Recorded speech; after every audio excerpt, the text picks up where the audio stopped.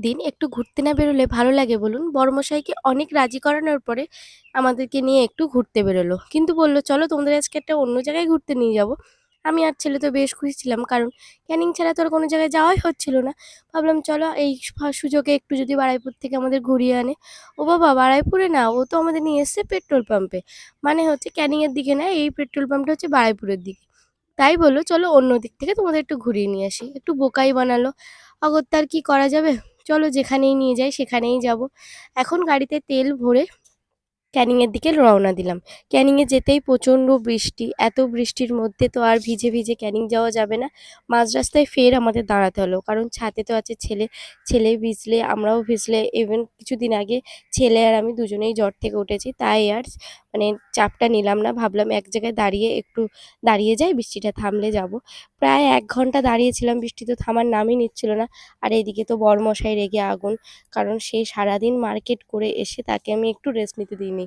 বললাম চলো ঘুরতে যাবো, সে শুধু আমাদের কথা রাখতে নিয়ে বেরিয়েছে ঘুরতে। এদিকে তো আমি বসে, বসে ভাবছি কখন না একটা বকা খাই।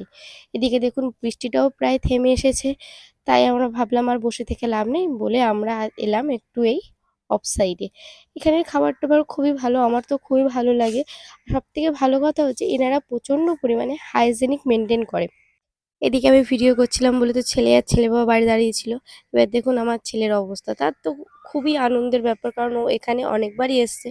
ওর কোনোরকম কোনো সংকোচ নেই। আর এই ক্যাফেটার ওনার যারা, তারা তো আমার ছেলেকে খুবই ভালোবাসে। শুধু আমার ছেলে না, প্রতিটা বাচ্চা আসলে তারা তাদের সাথে এমন ব্যবহার করে, মনেই হয় না যে তারা ক্যাফেতে এসছে। দেখুন ক্যাফেটা কতটা সুন্দর। ওনারা ২ স্বামী-স্ত্রী মিলে ক্যাফেটা চালান। এত সুন্দরভাবে ডেকোরেশন করা, দেখলে মনটা ভরে যায়। খুব একটা কিন্তু মানে চাকচিক্যতা নেই। সাধারণের মধ্যে, যতটা হালকার মধ্যে সুন্দর করে রাখা যায়। আর প্রতিটা কোণা খুব পরিষ্কার। এনাদের বাইরেও বসার জায়গা আছে। বৃষ্টির সময় বলে আমি আর বাইরেটায় বসিনি। আমি যখন বাইরেতে যাব তখন তোমাদেরকে অবশ্যই দেখাবো। এদিকে দেখুন, একে তো শ্রাবণ মাস, আমাদের মেয়েদের কাছে এই মাসটা অনেকটাই একটু ইমোশনাল ব্যাপার। তাই একটু মহাদেবকে দেখে ভালো করে একটু প্রণাম করে নিলাম। আর এদিকে তো দেওয়ালে কিছু ফটোস টাঙানো আছে, দেখতে পাচ্ছ। আর এখানে না অর্ডার দিলে বেশ খানিকক্ষণ সময় লাগে, তাই আমি আর ছেলে বসে খেলছিলাম। আর বড়বাবুর জন্য অর্ডার দিয়েছিলাম একটা চিনি ছাড়া কফি। উনি এখন ডায়েট করছেন বলে কথা। উনি ডায়েট থেকে নড়বেন না, তাই আমি আর তাকে জোর করলাম না। সে যে যা খেতে চায় তাকে সেটাই দিই। বলে তাকে আমি দিয়ে দিলাম কফিটা। আর আমরা একটু ওনাদের সঙ্গে দাঁড়িয়ে, দাঁড়িয়ে গল্প করছিলাম। ওনাদের না ওপেন কিচেন। তোমরা দাঁড়িয়ে, দাঁড়িয়ে দেখতেই পারো কি রান্না হচ্ছে না হচ্ছে। আর সবথেকে বড় কথা, ওনারা কোনো রকম কোনো ফ্রোজেন জিনিস বিক্রি করেন না। ওনারা সব টাটকা জিনিসই বিক্রি করে। এদিকে আমার ছেলের অবস্থা দেখো। সে বাবু কিন্তু আমাকে প্রচণ্ড আদর করে সবসময়। আর এদিকে আমার বড়মশাই বলছিল, "তুমি একটু খেয়ে দেখো তো কেমন খেতে?" আমি খেয়ে দেখলাম একদমই ভালো লাগে না। কারণ চিনি ছাড়া জিনিস আমার তো ভালোই লাগবে না। তারপরে একটু ভিডিও করে নিলাম রিলসের জন্য।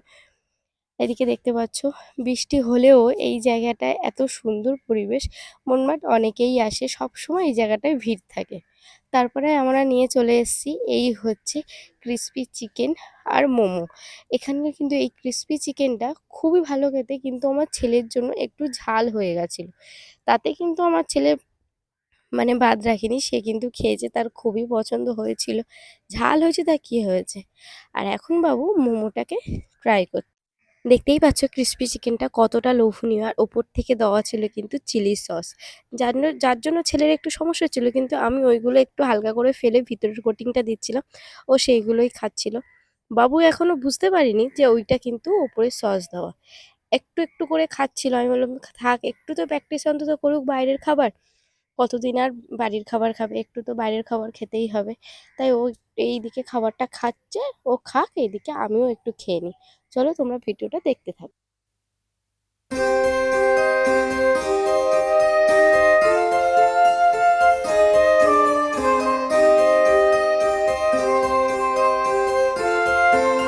আমিও একটু খেয়ে দেখছিলাম কেমন হয়েছে। বরমশাই জিজ্ঞাসা করছিল কেমন হয়েছে খেতে।